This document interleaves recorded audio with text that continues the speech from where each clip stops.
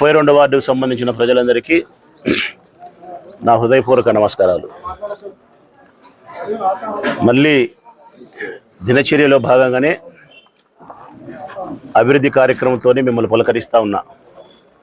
ప్రతిరోజు ఇదే, ఏదో ఒక ప్రాంతంలో, ఏదో ఒక పల్లెలో, ఏదో ఒక వార్డులో అనేక రకాల అభివృద్ధి కార్యక్రమాలను ప్రారంభించుకుంటూ మిమ్మల్ని పలకరిస్తూ ఉన్నా.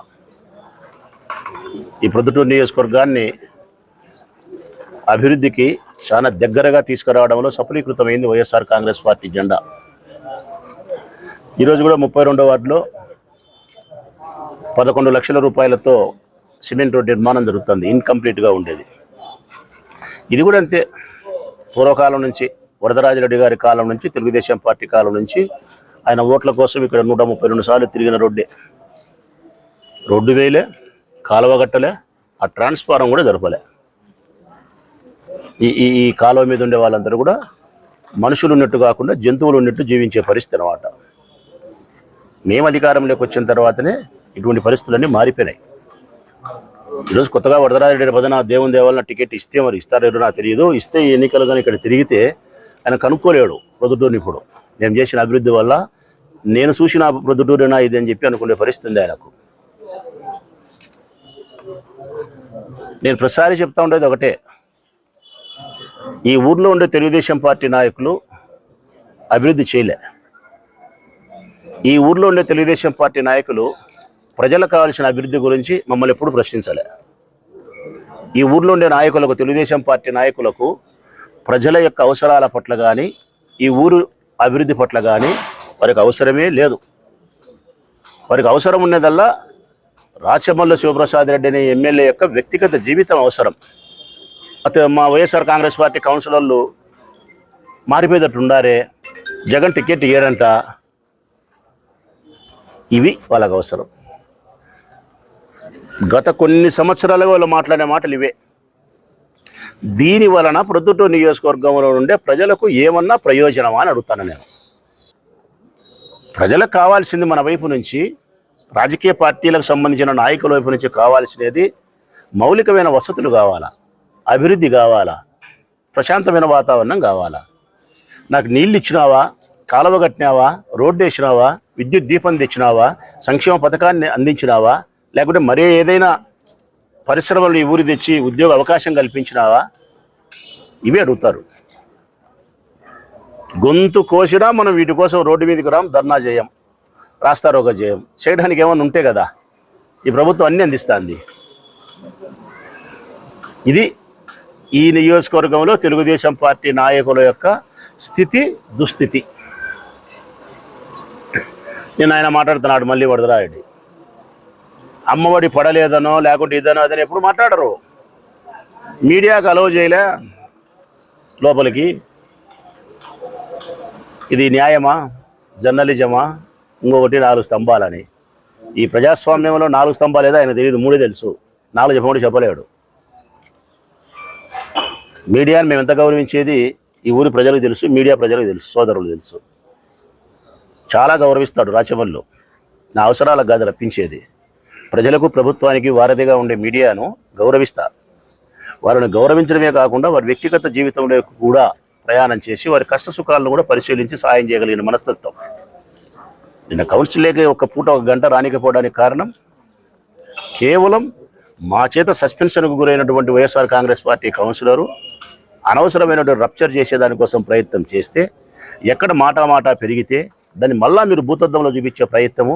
మీడియా ఉంటే అల్లరిగా మాట్లాడతారు కాబట్టి, మీడియా లేకపోతే అడిగి ఏదో నిశ్శబ్దం అయిపోతారనే ఉద్దేశంతో ఒక్కసారి ఇన్ని ఏళ్లలో 1 గంట.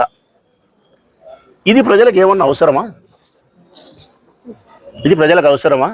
దీనికంటే ఒక కాలువ గురించో, ఒక నీళ్ళ గురించో, ఒక బియ్యం చౌక, ఏదో ఒకటి వేరేది ప్రజలకు అవసరమైనది మాట్లాడితే ఉపయోగం ఉంటుంది. ఇదే నేను చెప్పేది. ప్రజలకు అవసరమైనటి మీరు మాట్లాడరు, ప్రజలకు అవసరం లేనేటియే మీరు మాట్లాడేది. ఇంకా ఆయన ఏందో మాట్లాడుతున్నాడు, మా పార్టీ వాళ్ళు కౌన్సిలర్లు తెలుగుదేశం పార్టీలో చేరుతారు, మా వాళ్ళు చాలా మంది వచ్చారు అందుకే వాళ్ళు రానిలే అని. వైఎస్ఆర్ కాంగ్రెస్ పార్టీకి సంబంధించినటువంటి ఏ కౌన్సిలర్లు కూడా సస్పెన్షన్కు గురి కాబడిన వాళ్ళు మా చేత మా ప్రేమకు దూరముగా జరగబడిన వాళ్ళు, మేమే జరిపిన వాళ్ళు. అంటే పార్టీకి క్రమశిక్షణ లేకుండా ప్రవర్తించిన వాళ్ళను సస్పెన్షన్ చేసినాం, పార్టీ పట్ల నిబద్ధత లేకుండా వ్యవహరించే వాళ్ళను మా ప్రేమకు దూరంగా పెట్టినాం. అట్టటోళ్ళు మినహాయిస్తే మిగతా ఏ ఒక్కరూ వైఎస్ఆర్ కాంగ్రెస్ పార్టీకి సంబంధించిన కౌన్సిలర్లు మీ పార్టీలోకి రావడానికి రాగినాయ పైస కూడా ఇష్టపడరు. మా దగ్గర దొరికిన ప్రేమ, మా దగ్గర దొరికిన గౌరవము, మా దగ్గర దొరికిన ప్రాధాన్యత, మా జెండా దగ్గర దొరికిన ప్రజలకు సేవ చేసే భాగ్యం మీ దగ్గర రాగినాయ పైస కూడా లేదనేది మా వాళ్ళందరికీ స్పష్టంగా తెలుసు. ఒక్కరు కూడా రారు. కాకపోతే మీరు దొంగలు. కనీసం వార్డుల్లో మీకు కార్యకర్తలు లేక, ప్రజాప్రతినిధులు లేక, రేపు టికెట్ ఎవరికి ఇచ్చినా ఎన్నికలు నిర్వహించడానికి మనసులు లేక, మా మనసులను లక్షల రూపాయలు పెట్టి కొనుగోలు చేయాలని మీరు ఆశపడుతున్నారు. మీ లక్షలు మీ కాన్నే ఉంటాయి, మా వాళ్ళు మా కాన్నే ఉంటారు. ఇదే జరిగేది.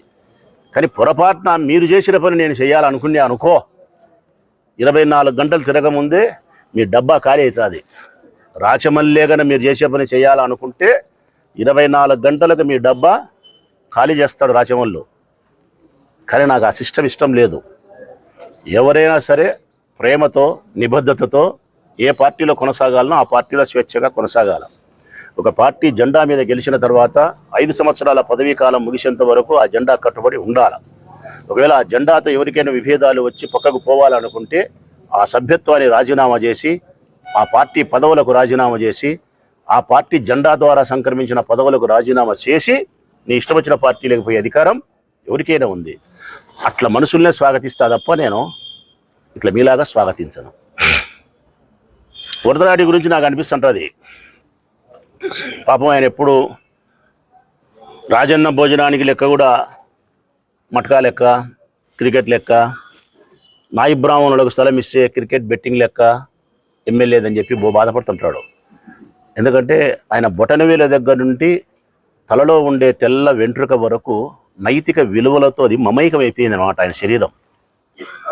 నైతికత అంటేనే వరదరాజరెడ్డి. ఇంకా నైతికత అంటేనే ఏం లేంగా సత్యమన్య, ధర్మమన్య, న్యాయమైన నైతికతనే వరదరాజరెడ్డి, ఎవరు లేరు. ఆ శరీరాన్ని కోస్తే ఇంకొక అక్షరం కూడా ఆయన తప్పు ఉండదంట. గాంధీ మహాత్ముడు చచ్చిపోయిన తర్వాత ఆయనే పుట్టినాడు ఆయన రూపంలో. ఇదే ఆయన చెప్పే శ్రీరంగ నీతులు. అందుకే ఆయనకు మటకా వాళ్ళు ఆడిపించేటోళ్ళు క్రికెట్ బెట్టింగ్లో సరిపోరంట. నాది ఆ లెక్కని అంటున్నాడు. నా కథ పక్కన పెట్టు పెద్ద ఆయన. ఒక్క 15 రోజులు ఉంటే నీకు దుస్థితి పట్టబోతుంది. కర్మ, నీ కర్మ. అది నేను అసలుగా ఎట్లా నువ్వు అనుభవించావు నాకు అర్థమే కావడంలే. ఒక్క 15 రోజులే నీకు టికెట్ ఇయ్యరు, ప్రవీణ్ కుమార్ రెడ్డికి టికెట్ ఇస్తారు. ఫర్ సపోజ్, ఎట్లా ఫర్ సపోజ్ ఏంది నీ పరిస్థితి? జగన్మోహన్ రెడ్డి సరిపోకపోయా, జగన్మోహన్ రెడ్డి చెడ్డోడు అంటివి, చంద్రబాబు నాయుడు ఇంద్రుడు చంద్రుడు అంటివి, చంద్రబాబు నాయుడు వచ్చిన ఈ దేశానికి మేలు అంటివి, నీకు టికెట్ ఇయ్యరు, ప్రవీణ్కి ఇస్తారు. మరి కోటమోళ్ళు అంటే నువ్వే నాతో చెప్పినావు కలిసినప్పుడు. కోటమోళ్ళు అంటేనే మటకా నా కొడుకులు, కోటమోళ్ళు అంటేనే మంగతయ్య నా కొడుకులు, కోటమోళ్ళు అంటేనే సారాయి నా కొడుకులు, కోటమోళ్ళు అంటేనే వడ్డీ వ్యాపారస్తులు. అత్యంత బలహీనమైనటువంటి మనస్తత్వం కలిగిన వాళ్ళు కోటమోళ్ళు. వీళ్ళకు ఎవరే కానీ ఓటు వేస్తారని నాతోనే నువ్వు గతంలో చెప్పినావు. నీ ఫీలింగ్ కూడా అదే, కోటమోళ్ళు అంటే వరస్ట్ క్యారెక్టర్ అని.